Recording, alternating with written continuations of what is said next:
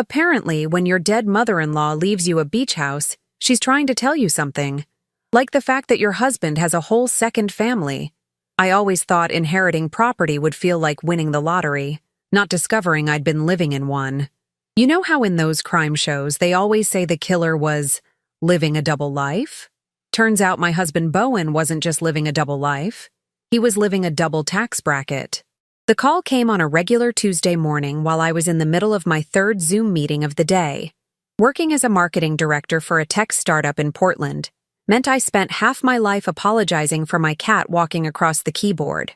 The other half was spent wondering why my husband, a financial consultant, always seemed to disappear for weeks at a time for client meetings that somehow always coincided with school holidays. Mrs. Harlow? This is Bennett Crawford from Crawford and Associates law firm. I'm handling the estate of Delphine Harlow. She's left you a significant property in her will. I nearly choked on my overpriced cold brew. There must be some mistake. My mother-in-law died 5 years ago. Cancer. Very sad. My husband was devastated. There was an uncomfortable pause. Mrs. Harlow, I'm afraid Delphine Harlow passed away last week. Heart attack. The funeral was Saturday. That's weird. Last Saturday, Bowen told me he was at a financial planning conference in Seattle. I even got texts from him complaining about the mediocre hotel coffee and boring PowerPoint presentations. I'm confused, I said, which was the understatement of the century. Like saying the Titanic had a slight navigation issue. Perhaps you should come to my office, Mrs. Harlow. There are some complications with the estate. 2 hours later, I was sitting in a leather chair that probably cost more than my car, staring at a silver-haired man who looked like he charged by the syllable. Delphine was quite specific in her instructions, Bennett said, sliding a thick manila envelope across his mahogany desk. She wanted you, not your husband, to inherit the Martha's Vineyard property. Her letter explains that Odessa deserves to know the truth and have a safe place when everything falls apart. Martha's Vineyard? As in the exclusive island off Massachusetts where presidents vacation and celebrities hide from paparazzi? We lived in Portland, Oregon. My husband had never mentioned owning property on the opposite coast. There must be a mistake, I said for the second time that day. My husband told me his mother died of cancer 5 years ago. We scattered her ashes in the Columbia River. Bennett's eyebrows crawled up his forehead like caterpillars trying to escape. Mrs. Harlow, I've been Delphine's attorney for 30 years. She was very much alive until last Thursday, and she was quite determined that you should have this property. I opened the envelope with trembling fingers. Inside was a key, a deed to a waterfront property on Martha's Vineyard, and a handwritten letter. The handwriting matched the birthday cards I'd received from Delphine before her death. Dear Odessa, it read, by the time you read this, I will finally be gone for real. I've lived with the shame of my silence for 5 years, watching my son deceive you while I pretended to be dead to half my family. The cancer diagnosis gave Bowen the perfect opportunity to kill me off in Portland while keeping me alive in Massachusetts. I was a coward who chose comfort over confrontation. But now that I'm truly dying, I cannot take this secret to my grave. The house is yours, not Bowen's, not Talia's. Use it however you see fit. You deserve to know the truth about the man you married. With regret and affection, Delphine. I looked up at Bennett, my vision blurry with tears that couldn't decide if they were from sadness, rage, or the hysterical comedy of it all.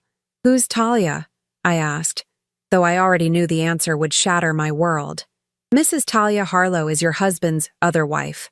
They've been married for 5 years and have twin children, a boy and girl. They spend every holiday and summer at the Martha's Vineyard house. I laughed. I couldn't help it. It burst out of me like water from a broken dam. So while I've been working 60-hour weeks to help pay our mortgage in Portland, my husband has been playing happy family with wife number 2 in a beach house? That's innovative financial planning. Bennett looked uncomfortable. Mrs. Harlow? Which Mrs. Harlow? I interrupted. Apparently, there's a clearance sale on the name. Odessa, he amended. Delphine left you the house outright. It's worth approximately $3.2 million. That stopped my hysteria in its tracks. $3.2 million? And she left it to me? Not her son or his other family? Delphine was quite specific. She believed you were owed compensation. There's more. He handed me another document. This is the schedule for when Bowen, Talia, and the twins visit the property. They're expected for Thanksgiving next week. They don't know about Delphine's death yet, or about the change in ownership. I stared at the holiday calendar. There it was, in cheerful red ink. Nov, 24 to 28. Bowen, Talia, Stella, and Felix Thanksgiving visit. Stella and Felix. I had stepchildren I'd never met. Twins. Born within the same year, Bowen and I had started fertility treatments that mysteriously never worked. The doctor says my sperm count is too low, he'd told me, holding my hand while I cried over another negative pregnancy test. It's just not meant to be. Apparently his sperm worked just fine in New England. Does Talia know about me? I asked. Bennett shifted uncomfortably. I don't believe so. Delphine indicated that Bowen told Talia you were divorced before they met. So I wasn't just a wife. I was the secret first wife everyone thought was out of the picture. The plot of this Lifetime movie kept getting better. I tucked the documents into my purse and stood up. Thank you, Bennett. I think I need to see this house for myself. Of course. And may I say, you're taking this remarkably well. I smiled tightly. Oh, I haven't taken it yet. But I will. 24 hours and one cross-country flight later, I was standing on a private beach, keys in hand, staring at a gorgeous 3-story Cape Cod-style house with weathered gray shingles and a wraparound porch. The kind of place where rich families gather for lobster rolls and passive-aggressive comments about Cousin Bethany's third divorce. With shaking hands, I unlocked the front door and stepped into my inheritance. The entryway opened to a sun-drenched living room with vaulted ceilings, nautical decor, and a stone fireplace. And everywhere, were photos. My husband with a gorgeous redhead and 2 tow-headed children who had his dimpled chin and her bright blue eyes. On the mantel sat my husband's missing record collection that he claimed was lost in our last move. On the coffee table was a family photo album labeled Harlow Family Memories. Inside were 5 years of Christmases, birthdays, and beach days that I knew nothing about. The most recent photos were dated just 3 months ago, showing Bowen building sandcastles with the twins while Talia laughed beside them. August 2025. The same week he told me he was at a financial conference in Chicago. Well, look who's here early, a cheerful voice called from the doorway. I spun around to find an elderly man with a lobster red tan holding a casserole dish. You must be Odessa. Delphine talked about you all the time. Did she? I managed, my brain short-circuiting. Oh, sure. She always said Bowen should have been honest with you from the start. I'm Otto Lawson from next door, just bringing over my famous tuna casserole for the grieving family. Grieving, I repeated numbly. Such a shame about Delphine. The kids adore their grandma. They're so excited to finally meet their bonus mom at Thanksgiving. Delphine always said it was high time the truth came out. Bonus mom. I wasn't the wife. I was the bonus. When do Bowen and his family usually arrive for Thanksgiving? I asked, my mind already racing with possibilities. Oh, always Wednesday afternoon before the holiday. Tradition. Say, are you all right? You look a little pale. I smiled, feeling something cold and calculating slide into place behind my eyes. I'm wonderful, Otto. In fact, I think this Thanksgiving is going to be the most memorable one yet. I'm planning a very special surprise. When you discover your husband's secret second family, you have 2 options: fall apart or get even. I chose option 3. Document everything while planning the Thanksgiving dinner from hell. After Otto left with his tuna casserole, which I absolutely did not trust enough to eat, who brings seafood to a grieving family, I went full Nancy Drew on this Martha's Vineyard mystery. The house was basically a museum of my husband's parallel life, complete with family portraits placed at exactly the height where a 5'2" woman like me would need a stepladder to take them down. How thoughtful of my 6'1" husband. I opened a bottle of wine from the cellar, a $300 Cabernet that Bowen apparently kept for his special occasions here, while buying me $12 Merlot for our anniversaries in Portland, because it's really about the sentiment, not the price tag. Right. Nothing says romance like, I spent the good money on my other wife. With liquid courage flowing through my veins, I started photographing everything. The family portraits, the twins' growth charts marked on a kitchen doorframe, the anniversary cards signed Forever Yours Talia, with dates that overlapped perfectly with business trips Bowen had taken over the past 5 years. In Bowen's home office, I struck gold. A filing cabinet neatly labeled Harlow Family, Massachusetts contained tax returns, bank statements, and property records. Turns out my husband hadn't just committed bigamy. He'd been committing tax fraud, too. He'd been filing separate tax returns in Massachusetts, claiming his second family as dependents, while also claiming me as a dependent in Oregon. Financial consultant indeed, I muttered, photographing every document. More like financial criminal. The most interesting discovery was a joint checking account with both Bowen and Talia's names on it. The deposits into this account perfectly matched the business expense reimbursements that regularly disappeared from our joint account in Portland. My husband wasn't just a bigamist. He was using my hard-earned money to fund his picture-perfect family holidays. So I've been paying for their Christmas presents, I said aloud to the empty room. How festive of me. I continued my investigation upstairs, where I found the master bedroom decorated in coastal blue tones that Bowen had always vetoed in our Portland home because blue isn't restful. Apparently, it was plenty restful when sleeping next to Talia.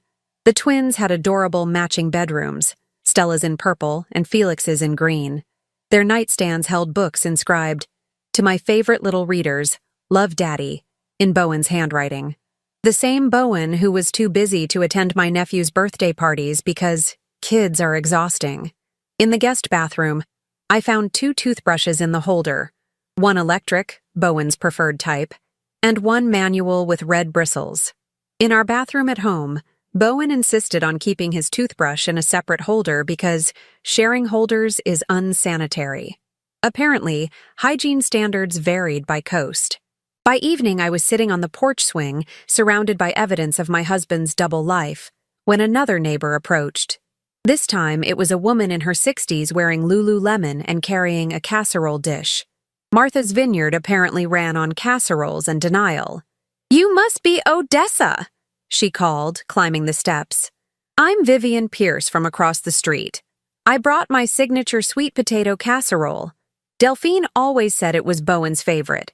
"How thoughtful," I replied, wondering if I should start a casserole collection. "Did you know Delphine well?"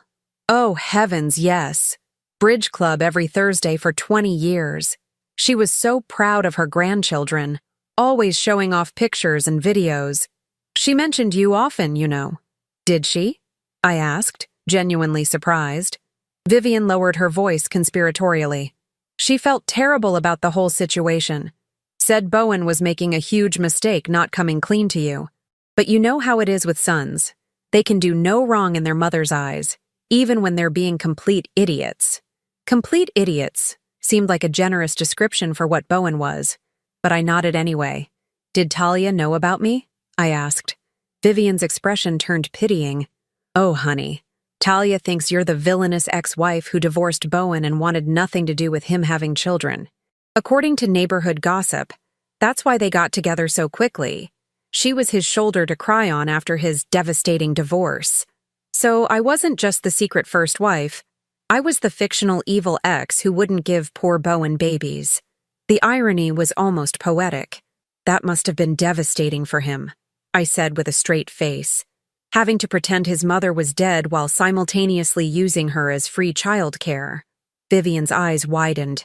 "Well, when you put it that way, Delphine did mention feeling like she was living in a soap opera. That's why she left you the house, you know. Said it was the least she could do after being complicit for so long." After Vivian left, I poured another glass of Bowen's expensive wine and called my best friend, Harper. "Remember when I said Bowen was acting suspicious?" I said when she answered. "The mysterious weekend conferences and the burner phone you found in his gym bag?" Harper asked. Turns out it wasn't an affair. It was a wife, a whole second wife, with twins. The silence on the other end lasted so long, I thought we'd been disconnected. "Harper? I'm trying to process the fact that the man who complained about your Target shopping habit has been maintaining an entire separate household on the opposite coast." Not just maintaining it, he bought his second wife a $3.2 million beach house in Martha's Vineyard while telling me we couldn't afford to renovate our bathroom. Please tell me you're divorcing him. Oh, I'm doing better than that, I said, feeling a smile spread across my face. I'm planning a Thanksgiving dinner where both wives will be present, along with some special guests from the IRS. Odessa Harlow, you diabolical genius. Actually, according to the Massachusetts tax returns, I'm Odessa Harlow and she's Talia Harlow. We're both Mrs. Harlow.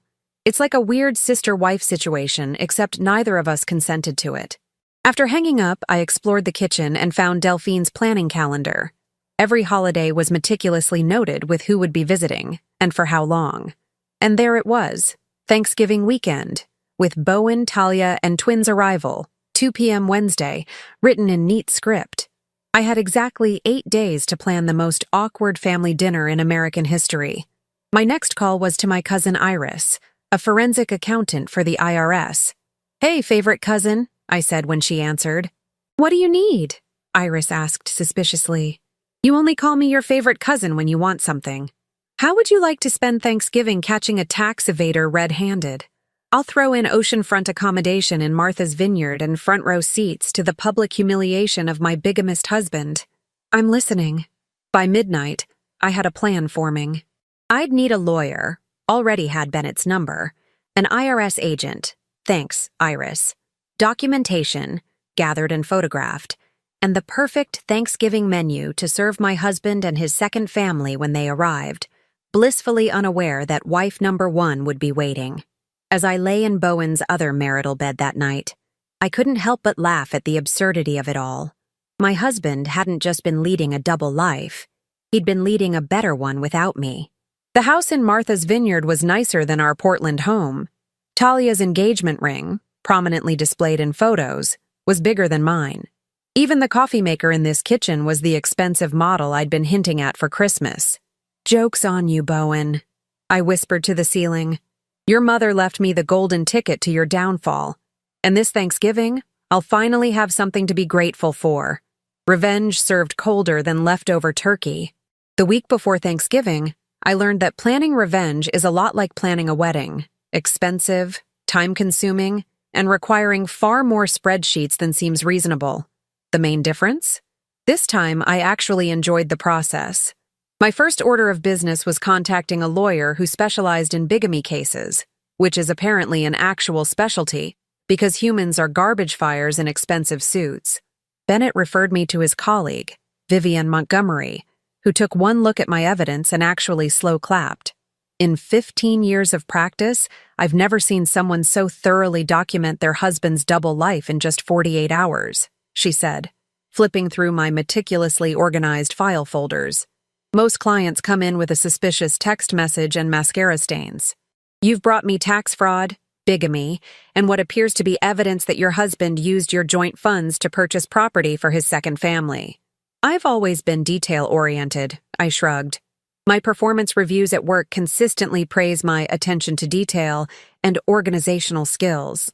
Turns out those traits are equally useful for documenting marital fraud as they are for marketing campaigns. You're handling this remarkably well, Vivian noted, studying me over her horn-rimmed glasses. What can I say?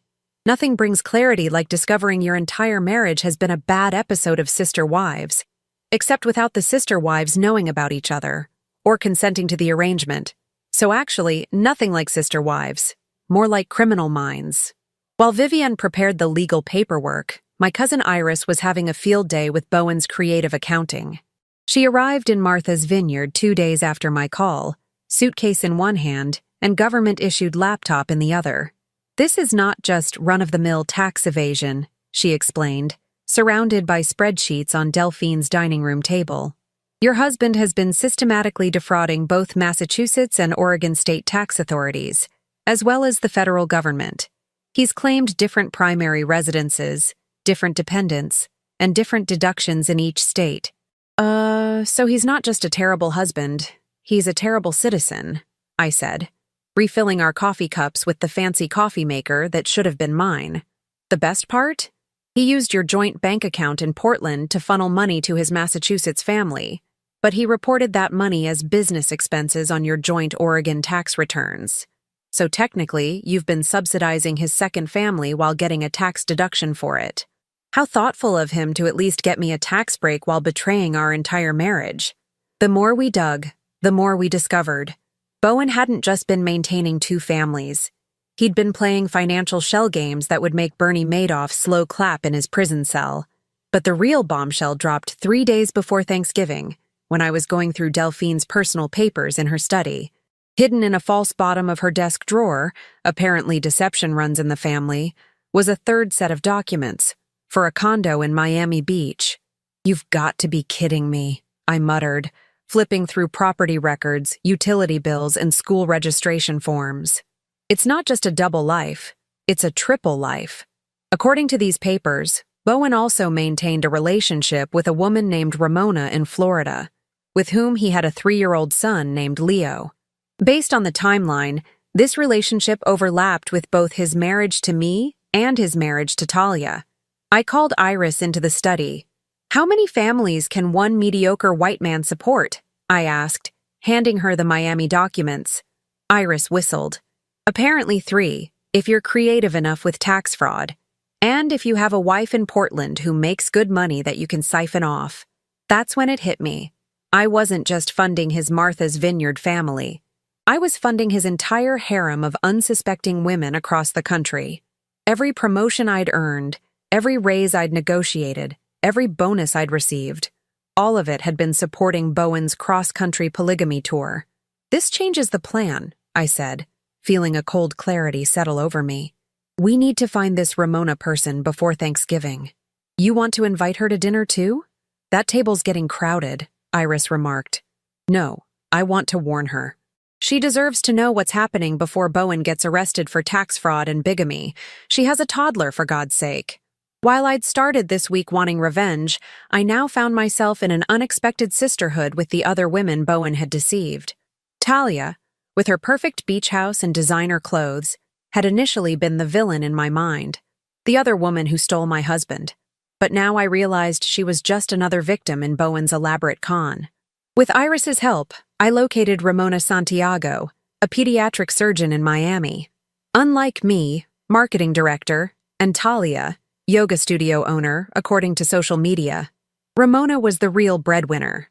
Her prestigious position at a top Miami hospital likely provided even more funds for Bowen to misappropriate. After a day of deliberation, I called her. "Dr. Santiago? My name is Odessa Harlow. You don't know me, but we have something significant in common. We're both married to the same man, Bowen Harlow." The silence on the other end spoke volumes. "I have reason to believe Bowen has been committing tax fraud using our incomes to support multiple families across the country," I continued. "I'm in Martha's Vineyard right now, where I discovered his second wife and their twins. And then I found documentation of his relationship with you and your son in Miami." "This is some kind of joke," Ramona finally said, her voice tight with controlled emotion. "I wish it were, but I have documentation, tax returns, property records, bank statements. Bowen told me his mother died 5 years ago. He told his Martha's Vineyard wife that I was his villainous ex who refused to have children. I can only imagine what he told you." "That he was a widower," Ramona said quietly. "His wife died of cancer before we met.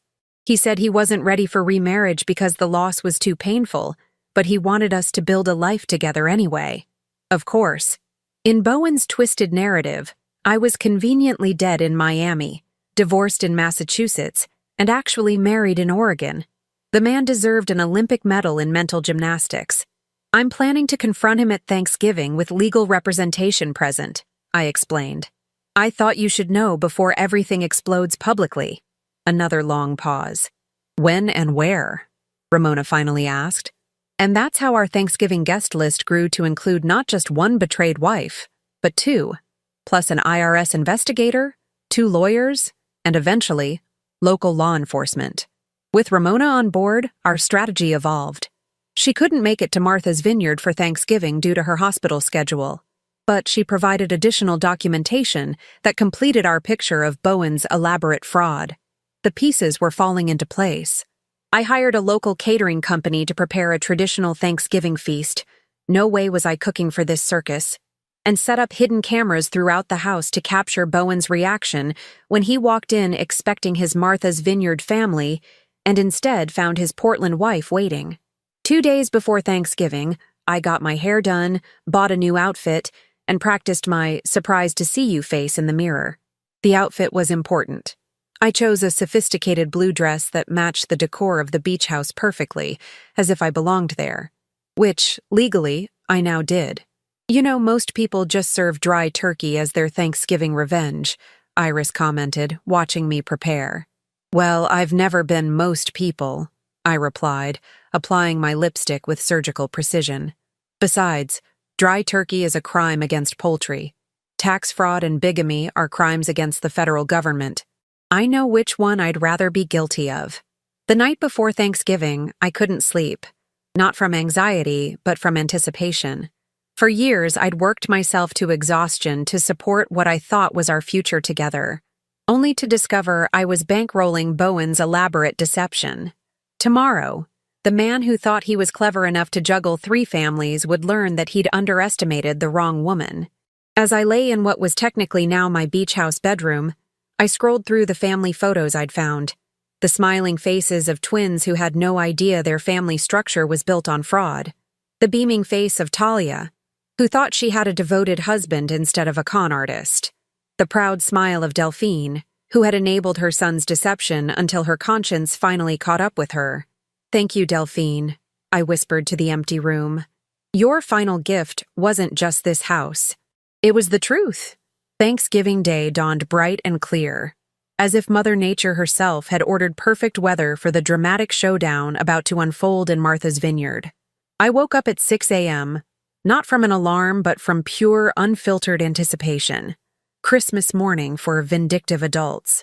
The catering team arrived at 10 a.m., setting up a traditional feast that could feed a small army, or one very surprised bigamist and his entourage of unsuspecting victims.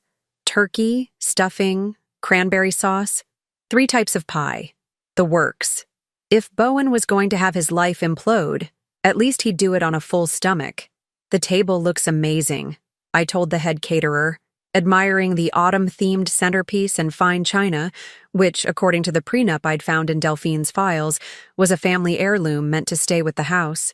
"Just to confirm," the caterer asked, "we're serving at 3 p.m., correct? For how many guests?" "That's right.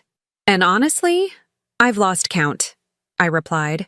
"Let's just say it'll be a full house of people who didn't expect to be dining together." By noon, my team had assembled. Iris was setting up her laptop in the study, while Vivian arranged legal documents in the living room. Bennett arrived with a notary and a court order, authorizing the freezing of Bowen's assets once evidence of financial fraud was formally presented. 2 local police officers waited discreetly in unmarked cars down the street, ready to respond when called. "You look surprisingly calm," Vivian noted as I arranged name cards at the dining table. "I had my breakdown on Tuesday," I explained, carefully placing Talia Harlow directly across from Odessa Harlow. Screamed into a pillow for about 20 minutes, threw a few of Bowen's precious vinyl records into the ocean, then pulled myself together. Today isn't about emotions. It's about execution. At 1:45 p.m., Otto from next door texted me, "Black Range Rover just turned onto the street. License plate matches the one you asked about. Showtime." I positioned myself in Delphine's favorite armchair, facing the front door, legs crossed casually as if I belonged there. Which, legally, I now did. I wore the blue dress I'd bought specifically for this occasion, my hair styled in loose waves, a glass of Bowen's expensive Cabernet in my hand. The hidden cameras were recording. The legal team was in position, out of sight, but ready. At precisely 2:03 p.m., I heard the crunch of tires on the gravel driveway, followed by car doors slamming and excited children's voices. "Grandma, we're here!" a high-pitched voice called out. Keys jingled in the lock. The door swung open. In walked my husband of 8 years, carrying a suitcase in each hand. Behind him trailed a stunning redhead herding 2 tow-headed children who were the spitting image of Bowen. It took exactly 3 seconds for Bowen's face to transition from holiday cheer to abject terror. "Oh, Odessa?" he stammered, suitcases thudding to the floor. What are you doing here? I smiled serenely and raised my wine glass in a mock toast. Happy Thanksgiving, honey. Surprise. Talia stepped forward, confusion written across her perfect features. Bowen, what's going on? Who is this woman? Yes, Bowen, I echoed. Why don't you introduce us properly? I've been dying to meet your Massachusetts family. The twins peeked out from behind their mother's legs, eyes wide with confusion.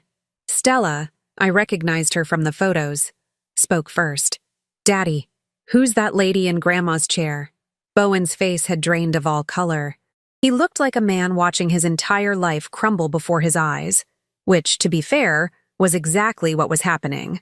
Talia, kids, why don't you go check out the beach? He suggested weakly. I need to talk to an old friend. Oh no, I said, standing up. Please stay, Talia. This concerns you too. I'm Odessa Harlow, Bowen's current wife of 8 years. Not his ex-wife, as I suspect he told you. Currently married, as in still legally bound in matrimony, just like you apparently are. Talia's face contorted in confusion, then shock, then fury. What is she talking about, Bowen? You said you were divorced. Now would be a good time to mention that Delphine left this house to me in her will, I continued pleasantly. So technically, you're all standing in my foyer right now. That's impossible, Bowen finally managed. My mother died 5 years ago. Did she? That's fascinating, because she very much died last Thursday. Heart attack. I have the death certificate if you'd like to see it. Also her will, naming me as the sole inheritor of this property. Oh, and Bennett Crawford is in the kitchen if you want to verify. He says hello, by the way. On cue, Bennett stepped into the living room, nodding solemnly at Bowen. Mr. Harlow, my condolences on your recent loss. Again. Talia had backed against the wall, clutching her children's shoulders. Bowen, what is happening? You said your mother died of cancer years ago. You said this woman, she pointed at me, divorced you because she didn't want children. Oh, I wanted children, I clarified. We did fertility treatments for years. Apparently, Bowen's low sperm count was only a problem on the West Coast. Seems like his swimmers worked just fine in New England. That's when the doorbell rang. Perfect timing, I said, crossing to answer it. That'll be the IRS. Iris walked in, badge displayed prominently, followed by Vivian with her briefcase of legal documents. The look on Bowen's face was worth every penny of the cross-country flight. Mr. Harlow, Iris began formally, I'm Agent Iris Jensen with the Internal Revenue Service, Criminal Investigation Division. We have evidence suggesting you've committed multiple counts of tax fraud across 3 states. I'm here to formally question you regarding these allegations. 3 states? Talia echoed. What is she talking about, Bowen? Should we tell her about Ramona and little Leo in Miami? I asked sweetly. Or would you prefer to handle that part of the conversation? Bowen lunged toward the door, but Vivian smoothly stepped in his path. I wouldn't recommend leaving, Mr. Harlow. There are officers outside, and fleeing would only add charges. Besides, we're just getting to the good part, the part where we discuss how you've been using your wives' incomes to fund your cross-country lifestyle. The next hour unfolded like the season finale of a particularly twisted reality show. Talia learned that her beautiful life had been partially funded by my marketing director salary. I learned that Bowen had been claiming different primary residences in each state to minimize his tax burden. We both learned that our husband had a 3rd family in Florida. The twins were ushered into the kitchen by the catering staff, who distracted them with pumpkin cookies, while the adults' world imploded in the living room. So let me get this straight, Talia said, voice shaking with rage. Your mother wasn't dead. I'm not your only wife, and this house isn't even yours? And apparently neither is the vacation condo in Vail, I added, referencing another property document we'd discovered. Though we're still trying to figure out who Justine is, and whether she thinks she's married to you too. Bowen slumped onto the sofa, head in his hands. This isn't how it looks. Really? I raised an eyebrow. Because it looks like you've been committing bigamy, tax fraud, and wire fraud across multiple states while gaslighting at least 3 women into thinking they were in exclusive relationships with you. Please, enlighten us as to how it actually is. He had no answer. By the time 3 p.m. rolled around, The police had been called, statements had been taken, and Bowen had been formally served with divorce papers from both me and Talia, who, it turned out, was a former paralegal before opening her yoga studio and therefore processed legal betrayal remarkably efficiently. The twins were told a sanitized version of events, that Daddy had made some bad choices and would need to talk to some police officers. They were remarkably resilient, more concerned about whether there would still be Thanksgiving dinner than about their father's impending legal troubles. "Of course there will be dinner," I assured them. "I ordered way too much food, and it would be a shame to waste it." And that's how I ended up having Thanksgiving dinner with my husband's other wife and their children, while Bowen was escorted to the local police station for preliminary questioning about his creative financial arrangements. "To new beginnings," Talia said, raising her glass across the table after the children had been excused to watch a movie in the den. "And to Delphine," I added, who, in the end, did the right thing. We clinked glasses, two women united by betrayal and expensive Cabernet, watching the sunset over the Atlantic from a house that was now legally mine. "So," Talia asked, cutting herself another slice of pumpkin pie, "what exactly are you planning to do with this place?" 6 months after the Thanksgiving showdown, I found myself sitting on the wraparound porch of my Martha's Vineyard beach house. Yes, my beach house, watching the sunset paint the Atlantic in shades of pink and gold. A glass of wine in one hand, divorce decree in the other, feeling like I'd graduated from the world's most expensive masterclass in trust issues. Life takes unexpected turns. One minute you're working overtime to afford a bathroom renovation in Portland, and the next, you're the owner of oceanfront property on an island where presidents vacation. All it takes is discovering your husband has been auditioning for America's most talented bigamist. The legal aftermath of Bowen's deception unfolded like a particularly juicy Netflix documentary series. The federal charges for tax fraud alone carried a potential sentence of 5 years. Add wire fraud, bigamy, still illegal in Massachusetts, who knew, and misappropriation of funds, and Bowen was facing enough prison time to qualify for a senior discount by the time he got out. His defense strategy was almost impressively delusional. "I never meant to hurt anyone." As if accidentally tripping and falling into multiple marriages across state lines was a common workplace hazard. "Oops, I slipped on a wet floor and somehow signed 3 marriage certificates and 5 tax returns." The most darkly hilarious moment came during the asset discovery phase, when investigators uncovered not just the Miami family and the Vail condo, belonging to a girlfriend named Justine who, thankfully, he hadn't married, but also a timeshare in Scottsdale and a boat docked in Seattle. My husband wasn't just living a double or triple life. He had established an entire geographic franchise operation of deception. Did he have a frequent flyer spreadsheet to keep track of all this? My therapist asked during one of our sessions. "Actually, yes," I replied. "Color-coded by family, with alerts to remind him of birthdays and anniversaries. The man may be morally bankrupt, but his organizational skills were impeccable." In an unexpected twist of female solidarity, Talia, Ramona, and I formed a support group of sorts. Monthly Zoom calls became our ritual, 3 women united by the same terrible taste in men, comparing notes on divorce proceedings and co-parenting arrangements. We called ourselves the First Wives Club, even though technically I was the only first wife. The irony was not lost on any of us. Talia, with her yoga studio now expanded to 3 locations, took the twins back to her hometown in Connecticut.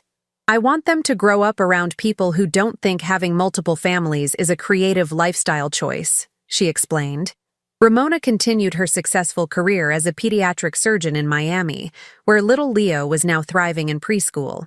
"I tell my patients' parents to trust their instincts," she told us during one Zoom call. Maybe I should have taken my own advice when Bowen kept disappearing for consulting jobs that never seemed to have paperwork. As for me, I sold our Portland house, quit my corporate job, and launched my own marketing consultancy, specializing in reputation management, ironically enough. Nothing teaches you about brand authenticity quite like discovering your entire marriage was fiction. The Martha's Vineyard property became my primary residence, though I rented it out during peak tourist season for an obscene amount of money. Nothing soothes the sting of betrayal quite like charging $15,000 a week for vacationing CEOs to enjoy the ocean views your bigamist husband once thought were his birthright. Delphine's final gift wasn't just the real estate. It was the freedom that came with it. Financial security meant I could rebuild my life on my terms, without the pressure of supporting a man who had been systematically bleeding my bank account to fund his cross-country deceptions. The neighbors, after getting over their initial shock, became unlikely allies. Otto still brings me tuna casserole on Tuesdays. Vivian keeps me updated on island gossip during our weekly bridge games, a skill I learned specifically because Delphine had loved it so much. In a strange way, I inherited not just her house but her community too. Sometimes, late at night, I wonder if Bowen ever truly loved any of us, or if we were all just convenient covers for a man addicted to duplicity. Then I remember the look on his face when he walked into the house that Thanksgiving day and realized his carefully constructed house of cards had collapsed. That wasn't the face of a man losing his love. It was the face of a man losing his leverage. They say living well is the best revenge, but I disagree. The best revenge is living authentically after someone has forced you to participate in a lie. Every morning I wake up in this beautiful house, I remind myself that truth has a way of surfacing, even when buried under years of deception. Last week, I received a letter from Bowen's prison address. I recognized his handwriting immediately, the same script that had signed anniversary cards declaring his eternal devotion, while he was simultaneously pledging it to at least 2 other women.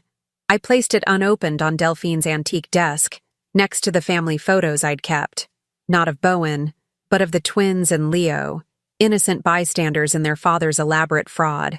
Those children are the only true legacy worth salvaging from this wreckage. Talia and Ramona have agreed to occasional visits, building a different kind of family unit, one based on honesty and resilience, rather than deception. As for the letter, it remains unopened. Some narratives don't deserve continuation. The sun dips below the horizon, casting long shadows across my porch, my house, my life, reclaimed from the man who thought I wouldn't be smart enough, brave enough, or angry enough to unravel his lies. Turns out, hell hath no fury like a woman with access to tax records and a really good forensic accountant cousin. Apparently, when your husband calls your family pathetic while texting his mistress under the table at your 5-year-old's dinosaur birthday party, the court sees it less as having a bad day and more as being the human equivalent of a dumpster fire behind a Walmart. There I was, Victoria Harrison, 34, the soon-to-be ex-Mrs. Graham Harrison Esquire, standing in a lawyer's office clutching transcripts of my husband's greatest betrayal hits like they were Taylor Swift tickets. 7 years of marriage reduced to evidence exhibits A through Z, an alphabet of adultery with a side of financial fraud. It all started at Ethan's 5th birthday party, where I'd transformed our backyard in Lakewood Heights, Austin's most pretentious gated community, where the HOA once fined someone for having wind chimes that disrupted the neighborhood's acoustic aesthetic, into a paleontologist's dream. I'd spent 3 weeks crafting papier-mâché volcanoes and digging up my flower beds to create fossil pits, essentially trading my landscaping for my son's momentary happiness. You know, standard American motherhood, destroy your property value to entertain children who'd rather be playing Fortnite. Graham arrived 43 minutes late, because apparently, I'll be there at 2 means I'll finish having lunch with my assistant, then swing by the office to send some emails, then stop for a Starbucks, and saunter in when the party's half over, in husband language. He waltzed in wearing his $3,000 suit to a children's party like he was expecting to close a merger with the clown, while our son was surrounded by 12 other kindergartners from the Lakeside Academy, a place that charges more for finger painting lessons than my parents paid for my entire college education. My darling husband leaned in close, bourbon breath assaulting my senses. "I'd rather be with her than stuck at this pathetic family charade," he whispered, apparently thinking I couldn't hear him over the chorus of tone-deaf 5-year-olds butchering happy birthday.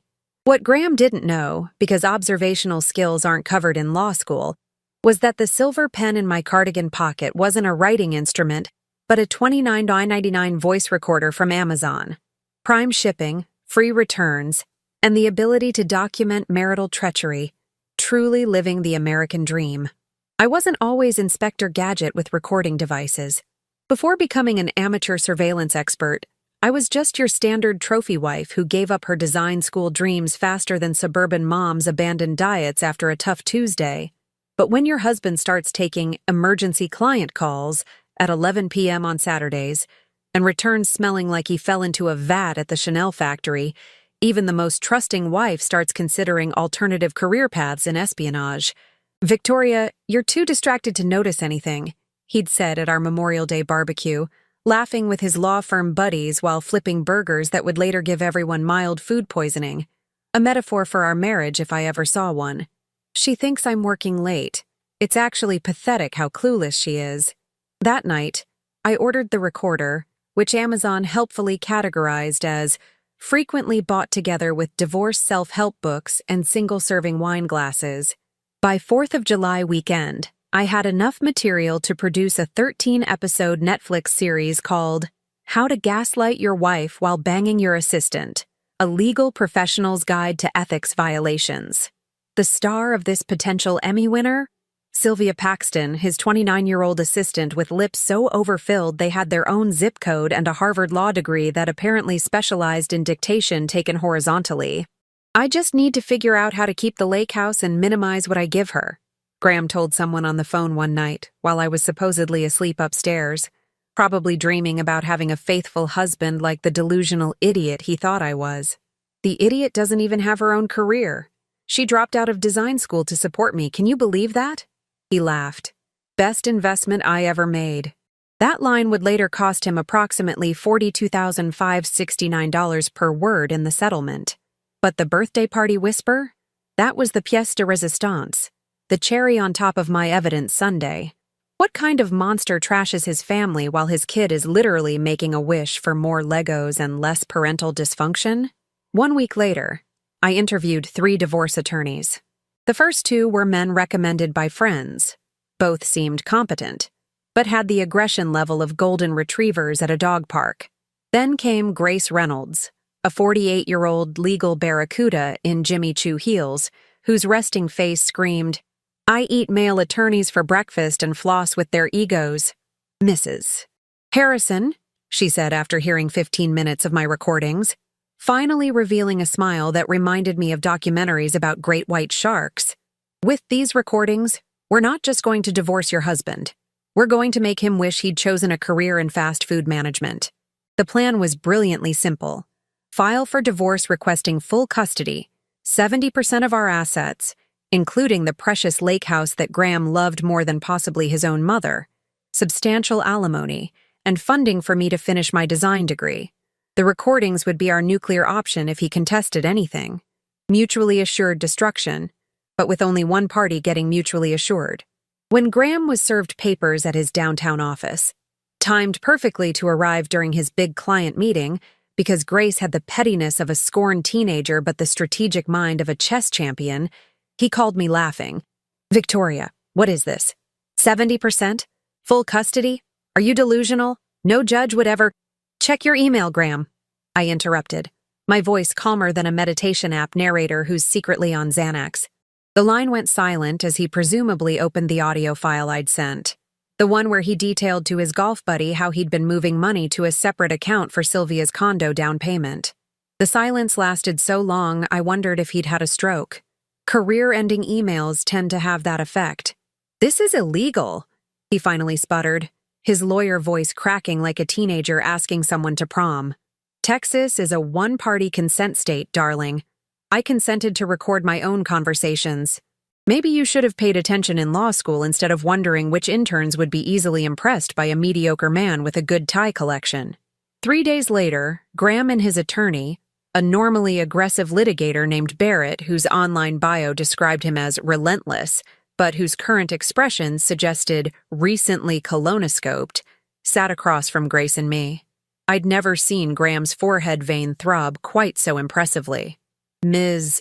Reynolds," Barrett began, looking like he wanted to retire immediately.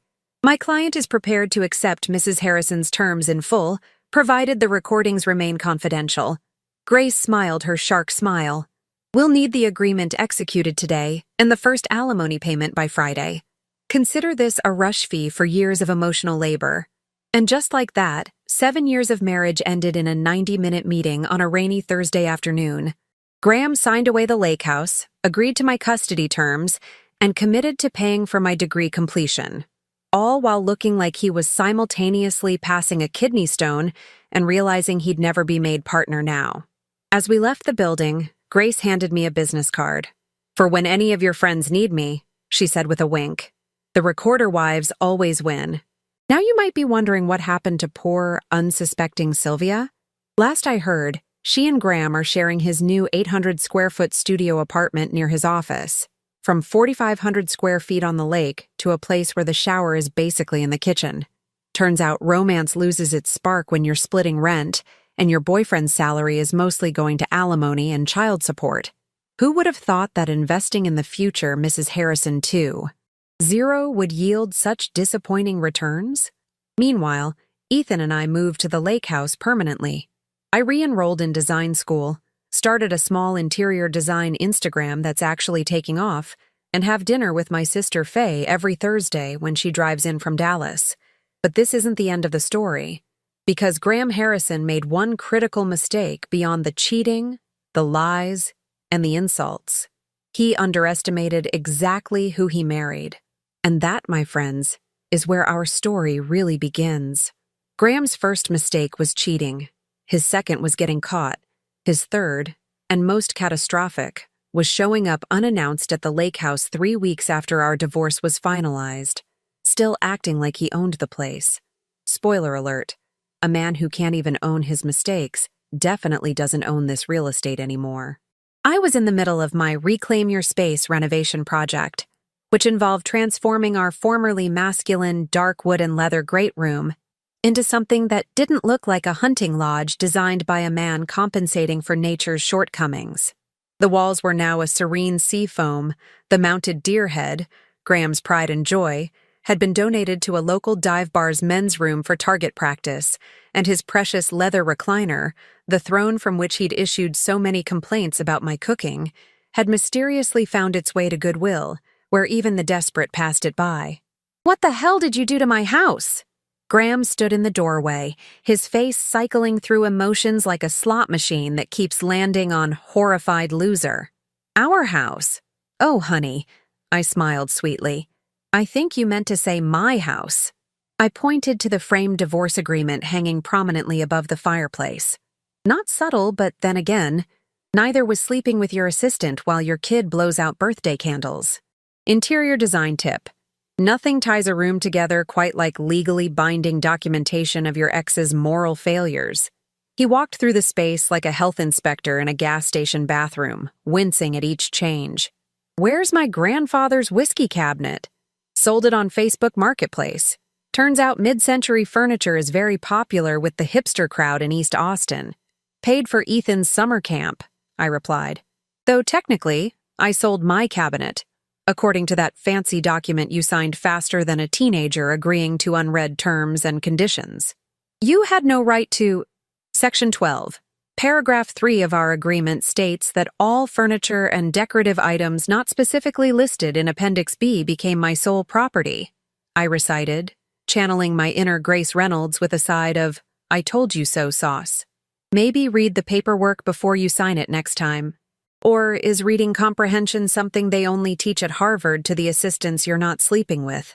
Graham's face cycled through 50 shades of purple. In our marriage, I'd been trained to back down when he got that look, the one that said I was being difficult and irrational. The same way you train a golden retriever to sit, except with emotional manipulation instead of treats. Amazing how much less intimidating that expression becomes when the person making it no longer controls your bank accounts or your self-esteem. "Where's Ethan?" he demanded, changing tactics faster than a politician caught on a hot mic. "At his playdate with Connor from school. You'd know that if you'd bothered to check the co-parenting app the court ordered you to use." I smiled sweetly. "The same app that logs when you miss check-ins. It's like Instagram for parental negligence and, honey, you're trending." Graham collapsed onto my new white sofa, with his shoes on naturally. The man respected boundaries about as well as a toddler respects a freshly mopped floor. "I've been busy at work." Too busy for the mandatory parent-teacher conference last Thursday? The one where Ms. Bentley asked about Ethan's home situation because he told his class that Daddy loves his work friend more than Mommy? Nothing says Father of the Year quite like being your kindergartner's first case study in betrayal. That landed like a slap. For all his faults, Graham had always prided himself on being perceived as a good father, even if the reality fell somewhere between absent and when is baseball season over?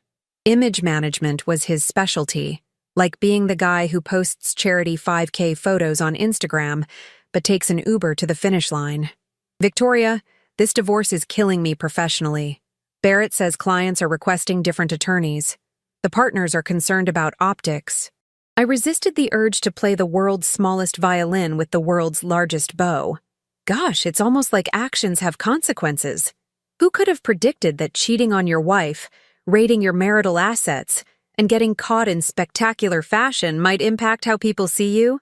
It's almost like integrity matters in a profession based on trust. Weird. I need to use the lake house for a client retreat next month, he said, switching to his negotiation voice, the one he practiced in the shower that made him sound like he was auditioning for a Batman villain role. It would go a long way toward repairing my professional reputation. I burst out laughing so hard I nearly choked on my own disbelief. Let me get this straight. You want me to lend you my house so you can pretend to clients that you still own it? That's not just delusional, that's pathological. Next, you'll be asking to borrow my identity because yours is in the credibility dumpster. I'll pay, he offered, desperation creeping into his voice like mold in a foreclosed McMansion. Graham, the spousal support you send each month is already technically your money paying for my house. This would just be, what's that accounting term you love? Double dipping, like your dating strategy during our marriage. He stood up, brushing imaginary lint from his $3,000 suit, the business equivalent of a codpiece, all show and symbolism. You know, you've changed. Thank you. That's literally the nicest thing you've said to me in years. I've upgraded like an iPhone, while you're still running the same buggy operating system. It wasn't a compliment. And yet, I smiled. I'm taking it as one, along with the house, the retirement account, and the good china. As he headed for the door, shoulders slumped in defeat like a participation trophy dad at a competitive travel soccer tournament, I couldn't resist one parting shot. How's the studio apartment working out? Sylvia adjusting to life without a walk-in closet? I hear relationships really blossom when you can hear each other's bathroom activities through paper-thin walls. He froze. How did you know about the closet thing? Oh, Graham. You really think the recorder was the only trick up my sleeve? Sylvia's been complaining to her sister about your temporary living situation for weeks. The sister who happens to be in my Thursday night book club. The look on his face was better than therapy and cheaper too, which matters when you've been a financially dependent spouse whose husband controlled the credit cards like a dictator with nuclear codes. Small world, isn't it? Almost as small as your apartment. Though I hear the fold-down Murphy bed is very European chic. Very divorced dad who didn't plan ahead. I waved cheerfully. Close the door on your way out. The AC bill is astronomical this time of year, though I suppose you wouldn't know, since your new place is the size of our old guest bathroom. After he left, I poured myself a glass of the expensive Cabernet I'd been saving for a special occasion, like watching my ex-husband realize that karma doesn't just exist in Instagram captions. 7 years ago, when I dropped out of design school to support Graham's career, I thought I was investing in our future. Turns out I was just funding the lifestyle to which he and his future girlfriend would become accustomed, like a human Kickstarter for someone else's happiness. But here's what Graham never understood about me. I wasn't just some trophy wife he picked up at a law school mixer. Before I became Mrs. Harrison, I was Victoria Mercer, daughter of a poker champion and a high school drama teacher. I learned bluffing from my dad and performance from my mom, the soft-spoken, accommodating wife.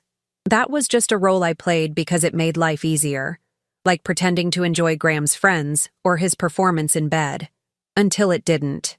The Monday after Graham's surprise visit, I received a call from Diane Harrison, my former mother-in-law, and the woman who once told me at our rehearsal dinner that Graham could have done better, but at least you're pretty enough to distract from your limited accomplishments.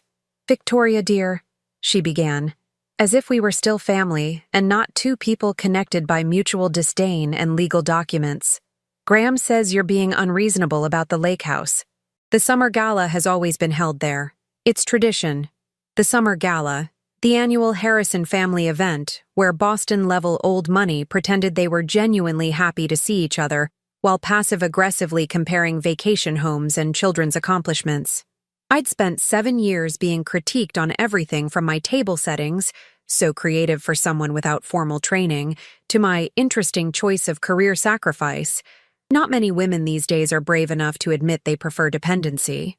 Tradition is such a lovely word for repeating the same mistakes over and over while expecting people to be grateful for the privilege, I replied. Unfortunately, the house is being renovated all summer. Such a shame. The contractors are already behind schedule, like Graham was for most of our marriage milestones. You can pause renovations for one weekend, she insisted with the entitlement of someone who's never heard the word no without immediately asking for a manager. Could, but won't. By the way, how's Sylvia? Graham seemed so concerned about her adjustment to downsized living. Must be difficult going from aspiring trophy wife to studio apartment dweller. Like going from Bergdorf's to TJ. Max without passing go.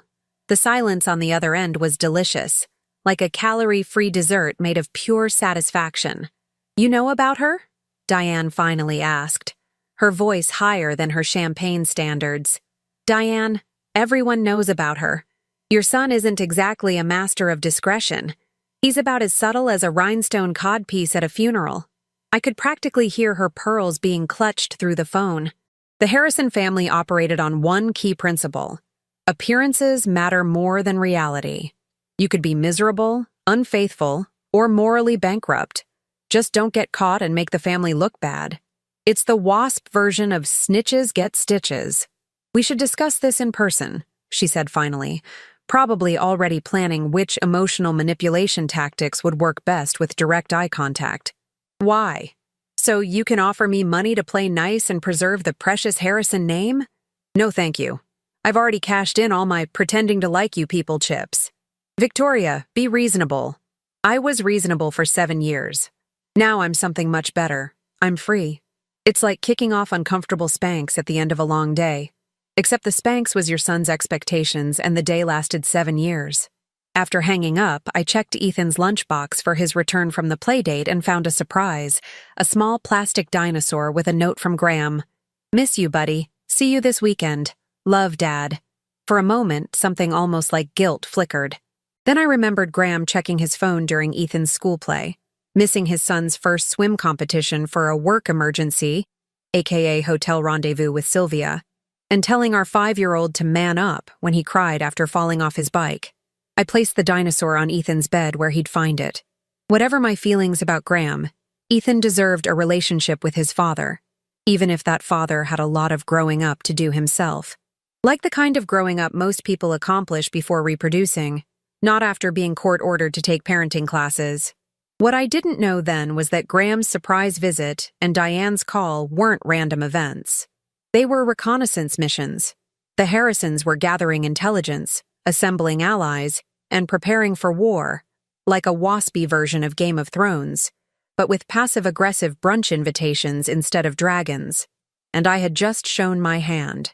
The first sign of trouble arrived in my inbox at 6:42 a.m. on a Tuesday morning, exactly 1 month after Graham's lake house ambush.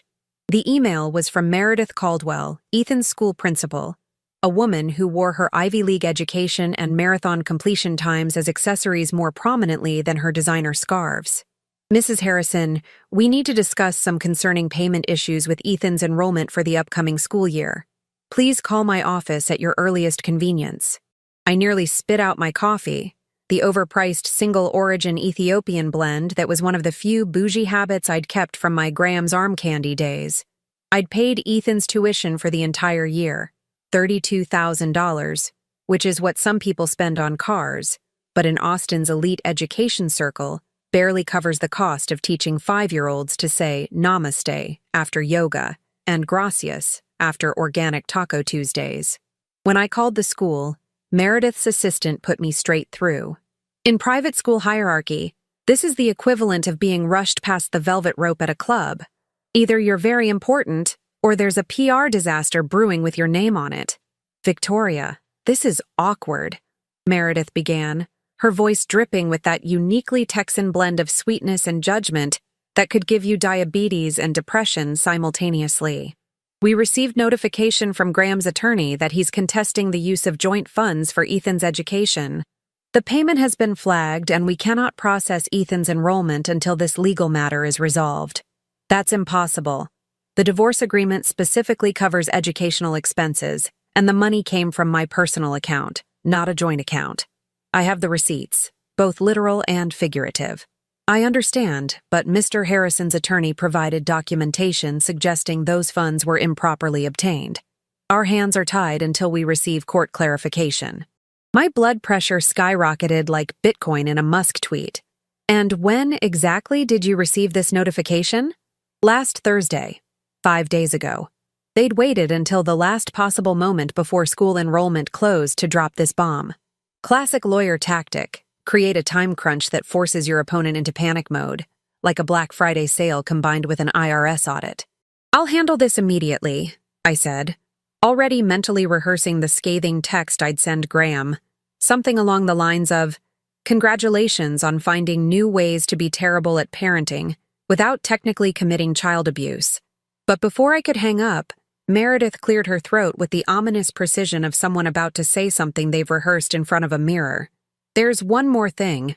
Given the circumstances, the board is reviewing Ethan's situation. Lakeside Academy prides itself on providing a stable environment. Bitter custody disputes can be disruptive to our community standards. I gripped my phone so hard I'm surprised it didn't compress into a diamond. Are you threatening to expel my 5-year-old because his father is being vindictive? What exactly are your community standards?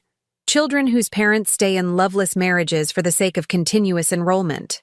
Of course not. She backpedaled faster than a politician caught on a hot mic. We're simply concerned about Ethan's well-being. Perhaps both parents could attend our mediation session next week. I ended the call before saying something that would definitely get Ethan expelled and possibly get me added to a school security watch list. 2 minutes later, my phone buzzed with a text from Graham. Heard from Lakeside? Let's talk. Lunch at Perla's, 1 p.m. The audacity of this man would be impressive if it weren't so infuriating. He creates a crisis, then positions himself as the solution, like an arsonist applying for a firefighting job. I texted back, "Can't make lunch. Too busy fixing your mess." Again, it's like having another child, except this one has a law degree and erectile dysfunction. Instead of meeting Graham, I called Grace Reynolds, who answered on the first ring because sharks never sleep. "They're making a play for the house," Grace said after I explained the situation. Classic strategy. Create leverage by threatening something you value, then offer a compromise where you give up what they really want. It's negotiation 101, or as I call it, how men in expensive suits think they're being clever. But the house is mine, fair and square. No judge would overturn that. Correct. Which is why they're going after Ethan's school placement. They know you'd do anything for your son, including potentially renegotiating settled assets. It's like holding a puppy hostage to steal your car. My stomach dropped faster than home values during the 2008 housing crisis. So what's the countermove? First, we file an emergency motion about the school tuition. Second, we need to understand what we're really dealing with. Grace paused with the dramatic timing of someone who's practiced in delivering plot twists. "Victoria, how much do you know about Graham's finances?" "Everything in the disclosure documents." "And you trust those documents are complete?" "Because I trust them about as much as I trust a gas station sushi display in August." I thought about it. Graham had surrendered remarkably quickly when faced with the recordings. Almost too quickly, like a toddler who stops arguing about bedtime. It usually means they've hidden something under the mattress. "You think he's hiding assets?" I said, the realization dawning like a hangover on New Year's Day. "I think it's worth finding out." Graham folded too easily for a man with his ego and resources. It's like watching a poker player fold with a full house. Something's not right. "Do you still have access to any of his accounts, passwords, or documents?" Grace asked. probably already mentally spending her contingency fee percentage. I didn't. But what I did have was something potentially more valuable. An invitation to Faye's book club that evening, where Sylvia's sister Audrey would be present. In the suburban intelligence community, book clubs are like CIA black sites, but with more wine and passive aggression.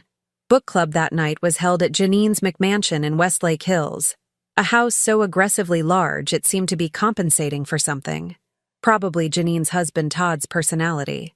The wine flowed freely and the gossip even more so.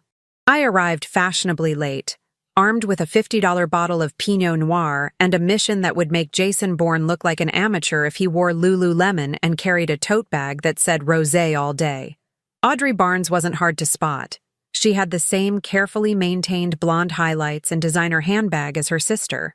The kind of woman who says, "I don't need Botox yet," while being physically unable to show surprise. I maneuvered to sit next to her during the discussion of whatever book no one had actually read beyond the Amazon reviews. 3 glasses of wine later, as the conversation devolved from literary criticism to relationship drama, faster than a Bachelor contestant's Instagram following after the finale, I made my move. "So, Audrey, how's your sister doing these days?" "Sylvia, right? I think our partners work together." Audrey rolled her eyes so dramatically it was a wonder her lash extensions didn't take flight. "She's a mess. Apartment living is traumatic for her after Graham promised her the lake house. She had already started a Pinterest board called Lake House Glow Up with 47 varieties of shiplap. I nearly choked on my wine. He promised her my house? Realizing her mistake, Audrey backpedaled like a circus performer. I mean, he said eventually they'd have a place on the lake. You know how men exaggerate, like dating profiles and retirement accounts. "Oh, absolutely," I nodded sympathetically. Men like Graham are always making promises they can't keep, like fidelity, financial security, and basic human decency. Audrey leaned in, lowering her voice to a volume that was still perfectly audible to everyone pretending not to listen. "Right?" Sylvia was counting on becoming a partner's wife, not struggling to pay the bills because all his money goes to his ex. She had to cancel her monthly Botox appointment. Her forehead actually moved last week. It was disturbing. I matched her conspiratorial tone. That must be tough for her. I'm sure Graham has a plan, though. He always does. Like a cartoon villain, but with better suits and less self-awareness. The offshore thing better work out. That's all I'm saying. She's already put deposits down on the wedding vendors. Non-refundable. The Driscoll in December isn't cheap, and she's already had 3 dress fittings. Her stress eating is becoming a problem. She's up a whole size. Jackpot. I felt like I'd hit the divorce discovery lottery without having to pay my lawyer to dig through financial statements. I kept my expression neutral while internally doing cartwheels. Men and their financial schemes. So complicated. It's like they think moving money around is the same as being smart. By the time I left book club, I had 3 critical pieces of information. Graham had offshore accounts he hadn't disclosed in the divorce. He and Sylvia were engaged with a December wedding planned, and they were planning to celebrate at the Driscoll Hotel, Austin's most expensive venue, where the cheapest champagne costs more than my first car payment. All this while claiming poverty when it came to his son's education. I called Grace from my car, which still had the new leather smell that came from being part of my divorce settlement. "I need a forensic accountant, immediately, like, someone stole the nuclear codes immediately." Grace delivered as promised. By Friday, we had Randall Piven, financial investigator extraordinaire who specialized in high-conflict divorces with sneaky spouses, as he described it. He looked like an accountant from Central Casting, down to the bow tie and glasses, but spoke like a man who hunted financial fraudsters for sport. "Based on what you've told me and the patterns in his disclosed finances, I'd estimate we're looking at anywhere from 3 to 5 million in hidden assets," Randall said during our meeting, casually dropping a number that made me wish I'd asked for more in the original settlement. But proving it requires documentation that would make a Vegas magician reveal his secrets. "Which I don't have," I admitted. "Not yet," Grace corrected with the confidence of someone who's seen behind the curtain at the financial Oz. "But Graham's arrogance will be his downfall. Men like him get sloppy when they think they've won. They're like villains who monologue instead of just shooting the hero. That afternoon, I received another text from Graham. We need to resolve this school situation. Dinner tomorrow? For Ethan's sake. This time, I accepted. Know thy enemy, especially when they're picking up the check. The following evening, I arrived at Jeffrey's steakhouse in a black dress that screamed funeral for our marriage and red heels that added 3 inches of height and confidence.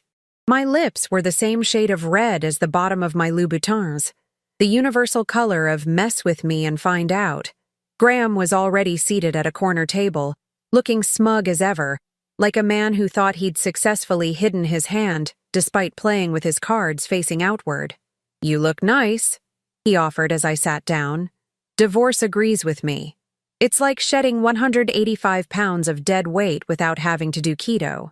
He chuckled as if we were old friends sharing an inside joke, not a man who had once described me to his golf buddies as his starter wife. Victoria, this whole situation has gotten out of hand. I'm willing to make the school issue disappear if you'll be reasonable about the lake house. Reasonable how? I asked, recording every word on my trusty Amazon pen, which was quickly becoming my favorite appliance, outranking even my Vitamix. The family has used that property for generations. My parents helped with the down payment. It's a Harrison legacy. That you signed over to me, willingly and with legal counsel present, unless your pen was filled with invisible ink or your brain was temporarily possessed by a ghost with poor negotiation skills. He leaned forward. Because you backed me into a corner with those recordings. But now I'm offering a fair compromise. Let me buy the house from you. Market value plus 10%. You take the cash. I take back what's rightfully mine. And Ethan stays at Lakeside. Everyone wins. Except possibly whatever decorator convinced you seafoam green was appropriate for a lake house living room. I took a sip of the absurdly expensive bourbon he'd ordered me, savoring the moment like a cat watching a mouse walk into a trap. That's a generous offer, Graham. Just one problem. What's that? It doesn't account for the offshore accounts in the Caymans. What is that? 3 to 5 million? That's a lot of cocktails with little umbrellas in them. His poker face was impressive. I'll give him that. But the slight twitch of his left eye, his tell since law school and the same one he had when he claimed my meatloaf was delicious, gave him away. I don't know what you're talking about. His voice had the same authentic ring as a telemarketer claiming to be from the IRS. $3 to $5 million, Randall estimates. Money that should have been disclosed during our divorce proceedings. Money that, when reported to the Texas Bar Association, might raise some uncomfortable questions about an attorney violating financial disclosure laws. I hear they take a dim view of lawyers who treat ethics like optional extras at a car dealership. Graham's confident facade cracked just enough to reveal the panic underneath, like a beauty queen's smile when her double-sided tape gives way. You're bluffing. I smiled and stood up, dinner barely touched. You know what I learned from my poker champion father, Graham? Always know when to hold 'em, when to fold 'em, and when to walk away from a man who thinks hiding assets is easier than being honest with his wife of 7 years. I dropped my napkin on the table like I was dropping a microphone. This is me, walking away. You have 48 hours to drop the school tuition issue, permanently, before I file my motion detailing your creative accounting practices. I hear judges love financial fraud almost as much as they love attorneys who practice it. Victoria. Oh, and give Sylvia my congratulations on the December wedding. The Driscoll is gorgeous that time of year. All those Christmas decorations really dress up the ballroom.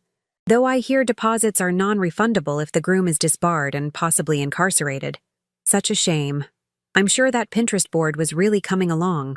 As I strode out of the restaurant, heels clicking emphatically against the marble floor like a countdown to Graham's professional demise, my phone buzzed with a text from Grace.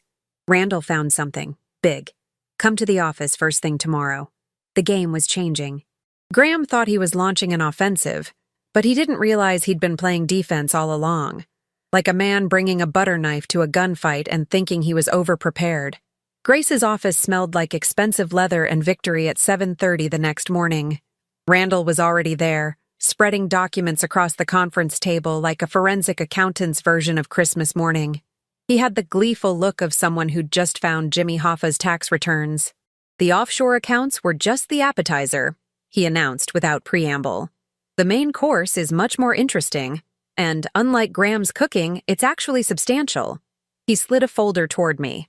Inside was a document titled Harrison and Associates, Client Trust Account Records. I don't understand, I admitted, scanning pages of numbers that might as well have been hieroglyphics to my design-oriented brain. Your ex-husband has been borrowing from his clients' trust accounts to fund his lifestyle with Sylvia, Randall explained, using air quotes so dramatic they deserved their own Broadway show. Weekend trips to Napa, that 3-carat diamond ring she's been flashing around town like she's signaling aircraft, even the deposit on their wedding venue, all paid with other people's money. It's like Robin Hood, if Robin Hood stole from regular people to give to his girlfriend's jewelry collection. My jaw literally dropped. Even I hadn't thought Graham would cross that line. Cheating on your wife? Sadly common, like bad Wi-Fi or disappointing movie sequels. Stealing from clients? Career suicide wrapped in prison orange. How much? I asked. Just over $2 million, Grace answered, her shark smile making an appearance. Which he's been temporarily replacing with funds from the Cayman accounts whenever audits happen, then moving back afterward. It's financial whack-a-mole with other people's retirement funds. That's embezzlement, Randall finished. And a one-way ticket to disbarment and possibly prison, or as I like to call it, Karma's all-inclusive vacation package. Grace leaned forward, her eyes glittering with the focused intensity of someone who'd found a winning lottery ticket. Victoria, we have enough to not just win the tuition battle, but to completely destroy Graham professionally. The question is, what do you actually want? Total annihilation or strategic demolition? It was a fair question. Revenge had been sustaining me for months like an emotional IV drip. But was scorched earth really best for Ethan? For me?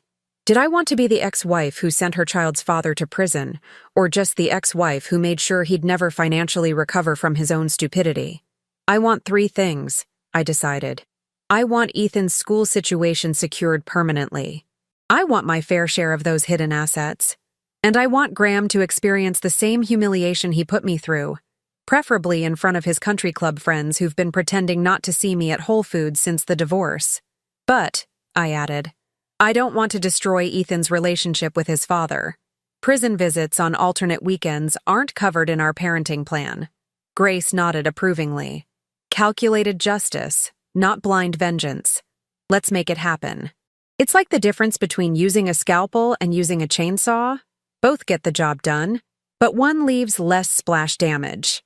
We developed what Grace called the triple threat strategy. First, file an emergency motion about the school tuition, with just enough hints about Graham's financial improprieties to terrify him like a teenager who hears a noise in the basement of a horror movie. Second, schedule a settlement conference where we'd reveal evidence of the offshore accounts, but not the client trust misappropriation. Third, keep the trust account information as our nuclear option. Leverage without detonation, like having a tiger on a leash but not letting it eat anyone.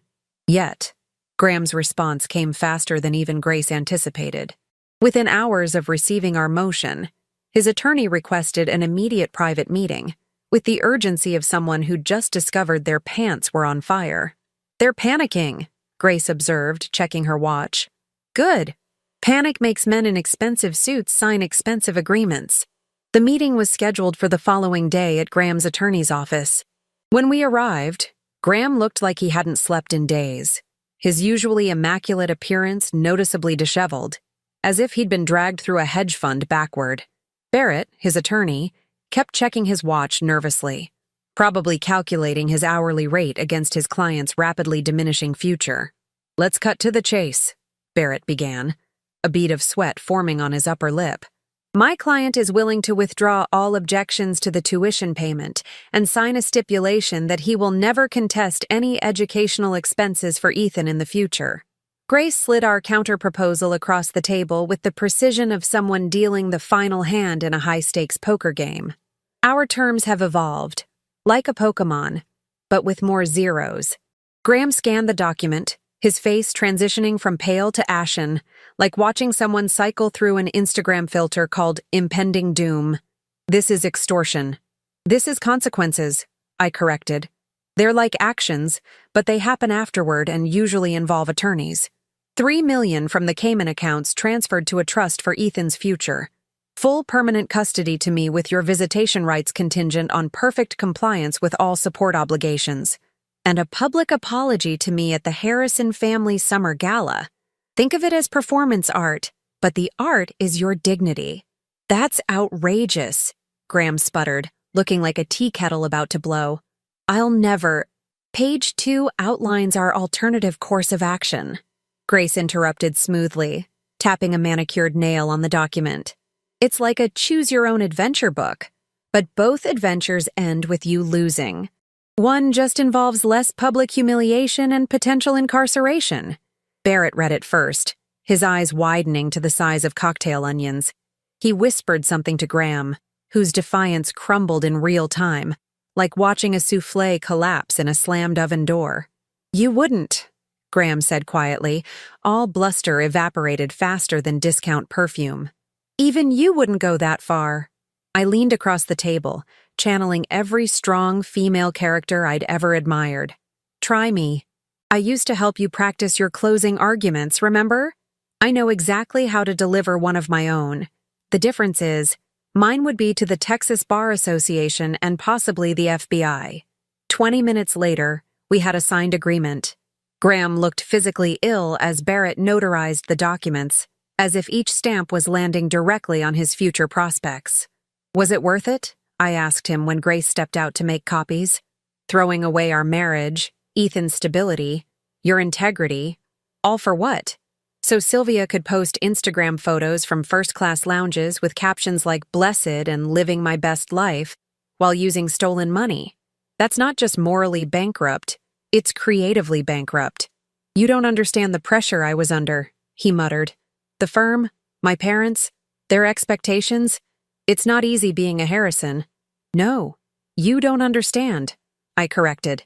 I spent 7 years supporting those expectations, planning perfect dinner parties for your clients, raising our son practically alone while you worked 80-hour weeks and apparently several hours weekly with your assistant's dictation. I would have continued supporting you if you'd just been honest and faithful. You didn't break our marriage because of pressure. You broke it because you were weak. Like undercooked pasta. Looks fine on the outside but falls apart under minimal pressure. His lack of response was all the confirmation I needed. Silence from Graham Harrison was rarer than a humble influencer. The Harrison Summer Gala was scheduled for the following Saturday at the downtown Four Seasons, since the lake house was unfortunately unavailable, which is how Diane Harrison described my refusal when talking to her country club friends, as if my home had developed sentience and decided to be difficult. I arrived wearing a red dress that cost exactly 1 week of Graham's spousal support payments. Sometimes revenge is best worn on the body. Diane Harrison nearly swallowed her pearl necklace when she saw me, clutching her champagne flute like it might save her from drowning in social embarrassment. Victoria, this is a family event, she hissed near the champagne fountain, her smile frozen like she'd been Botoxed mid-grimace. Yes, and until your son has our divorce agreement modified, I'm still technically family. Like that weird uncle no one talks about but who still shows up for Thanksgiving. I clinked my glass against hers. Cheers to traditions, and to prenups, which I'm guessing you wish Graham had insisted on. The ballroom was filled with Austin legal royalty, old money, and the social climbers who orbited them like desperate satellites. The air was thick with expensive perfume and thinly veiled judgment. Sylvia was notably absent. Apparently, a migraine had struck the moment Graham told her about the new financial arrangement. Amazing how fiscal reality can trigger instant neurological symptoms. At precisely 8:30 p.m., Graham clinked his glass for attention and took the small stage where the band had been playing. He looked like a man walking to the gallows in a designer suit, his smile as genuine as gas station sushi. I want to thank everyone for coming tonight, he began, voice unsteady like a freshman at his first frat party. And I need to take a moment to address something important. The crowd quieted, sensing drama the way sharks sense blood in water. For those who don't know, Victoria and I are no longer together. What you may not know is that our separation was entirely my fault. He swallowed hard, Adam's apple bobbing like a fishing lure. I betrayed Victoria's trust in the worst possible ways. I lied to her, cheated on her, and then tried to manipulate her after she rightfully divorced me.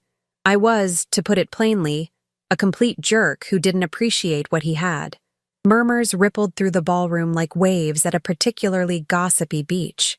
Diane Harrison looked like she might faint, clutching Robert's arm with the desperation of someone watching their social standing plummet in real time. Victoria has shown remarkable grace throughout this process, Graham continued, each word clearly painful, like pulling social thorns. She's put our son's well-being first and demonstrated a level of integrity that I failed to match. I owe her a public apology and my eternal gratitude for not pursuing certain actions that my behavior would have justified, actions that would have had significant professional consequences. His parents exchanged alarmed glances that would have been appropriate if someone had just announced the building was on fire. They didn't know the details, but they understood enough to recognize the subtext. Their son had been caught doing something career-ending, and I had chosen not to pull the trigger. It was the country club equivalent of watching someone defuse a bomb on live television. To Victoria, Graham raised his glass in my direction. I am profoundly sorry. You deserved better, and I hope that someday I can earn your forgiveness, or at least your respect. The crowd, thoroughly confused but loving the spectacle like it was a reality TV season finale, applauded awkwardly as Graham practically fled the stage. I caught his father, Robert Harrison, staring at me with newfound respect, or perhaps fear.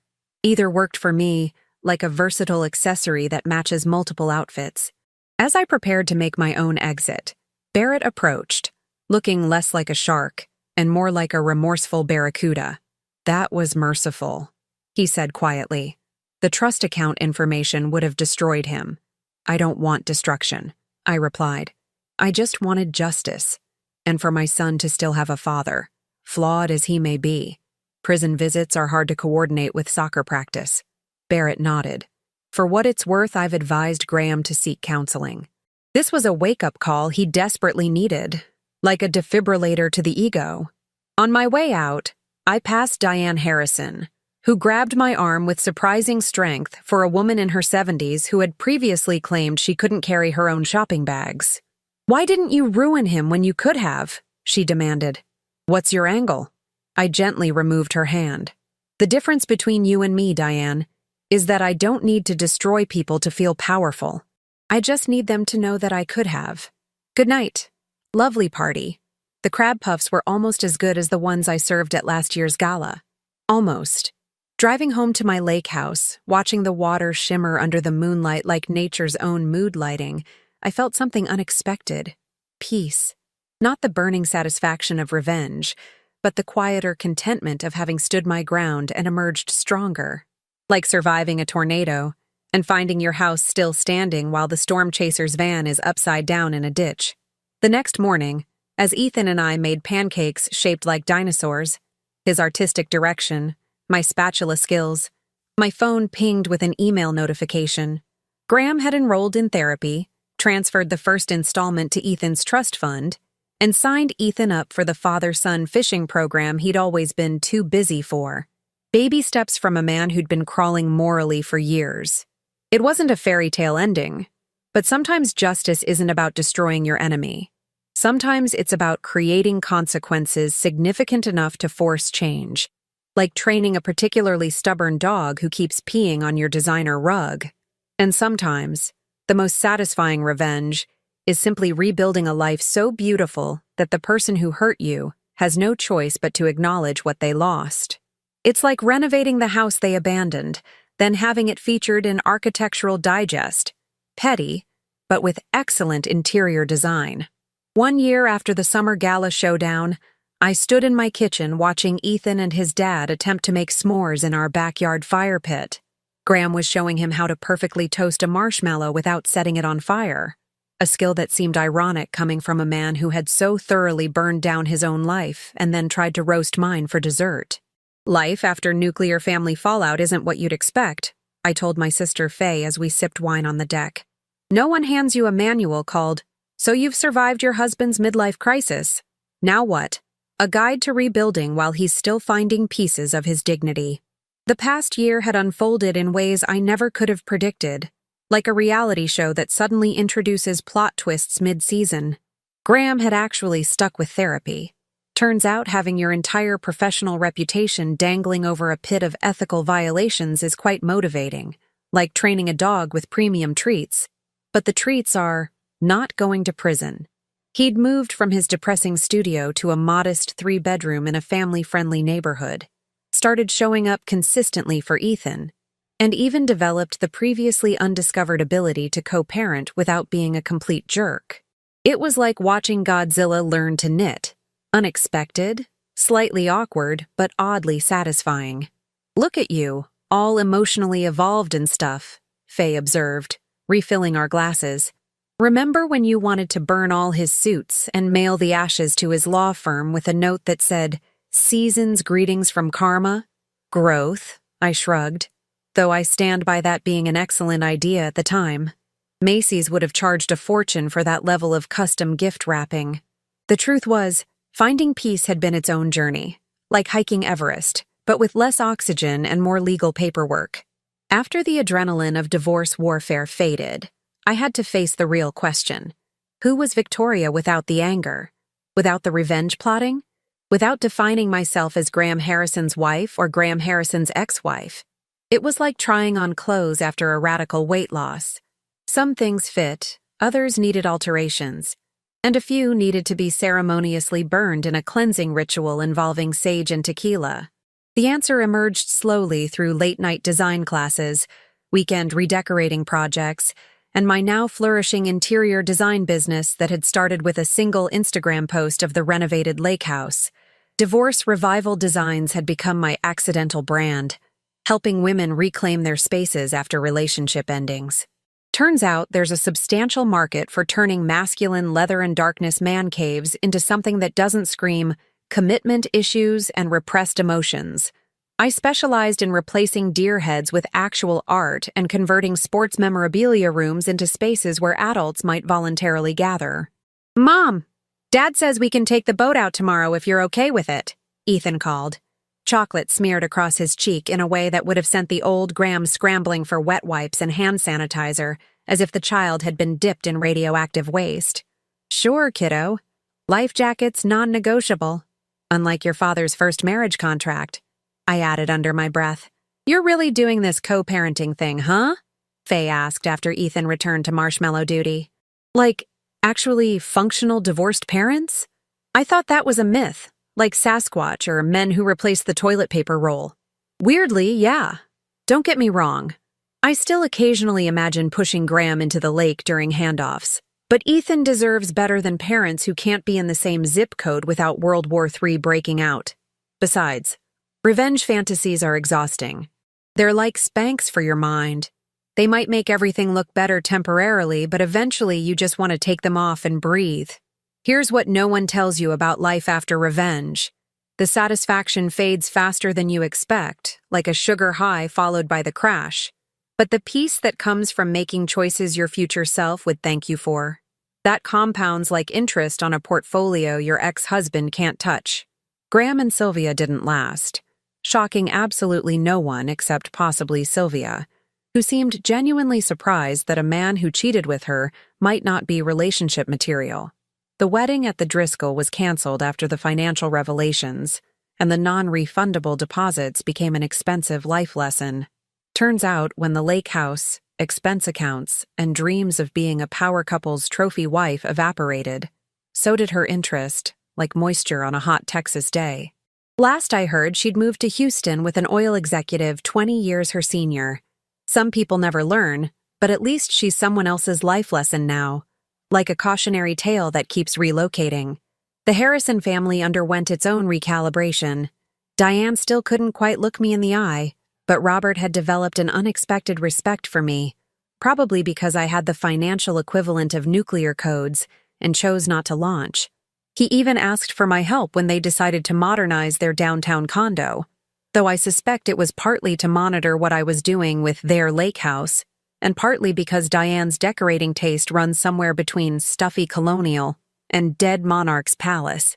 "I recommended all white furniture for their living room," I told Faye with a smirk. with their 5 dogs, and suggested white carpet for good measure. You're evil. I love it. It's like psychological warfare, but with throw pillows. Grace Reynolds and I still meet monthly for martinis, a tradition that feels both celebratory and slightly conspiratorial. She says my case study is now part of her strategy sessions with new clients. The Harrison method, how to win without annihilation. I'd be lying if I said that didn't stroke my ego just a little, like being featured in a textbook about successful revenge served at exactly the right temperature. As for me, I'm dating again, cautiously, skeptically, and with far better boundaries than a heavily fortified international border. His name is Leo. He's a widowed architect with a daughter in Ethan's class, and he thinks my sarcasm is charming rather than unbecoming of a Harrison wife. The first time he said he was running late for our dinner reservation, I felt that old suspicion rising, but he was actually just running late. Imagine that. Not cheating, not lying, just genuinely stuck in traffic without an ulterior motive. It was so normal it felt revolutionary. "Victoria," Graham called from the fire pit. "We're out of chocolate, rookie mistake. Check the pantry, top shelf behind the healthy snacks. The hiding spot works because you've never once looked there. It's like putting something in plain sight, but the plain sight is a vegetable." He laughed, actually laughed, and headed inside. We'll never be friends, Graham and I. Too much history, too much hurt. But we've found something that works better for us. Mutual respect with clearly defined boundaries, enforced by both legal documents and the knowledge that I still have copies of those trust account records in a safety deposit box. Trust but verify, as my poker-playing dad would say, or in modern terms, keep receipts.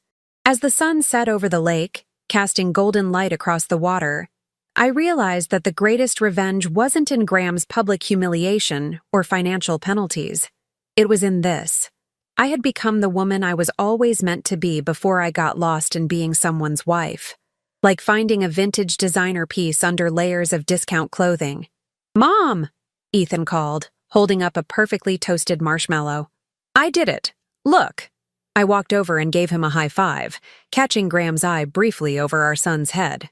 "Nice work, buddy," I said to Ethan, but the acknowledgement was for both of them. Progress, however small, deserves recognition, like training a previously untrained puppy to finally pee outside. The thing about revenge is that it's a lot like those marshmallows over the fire. Hold on too long, get too greedy, and everything goes up in flames. But know when to pull back, and you end up with something unexpectedly sweet, even if it's not what you originally planned. And sometimes the best revenge isn't serving it cold after all. It's not serving it at all, and finding that your life tastes better without it. Like finally trying the entree after filling up on appetizers of resentment for years.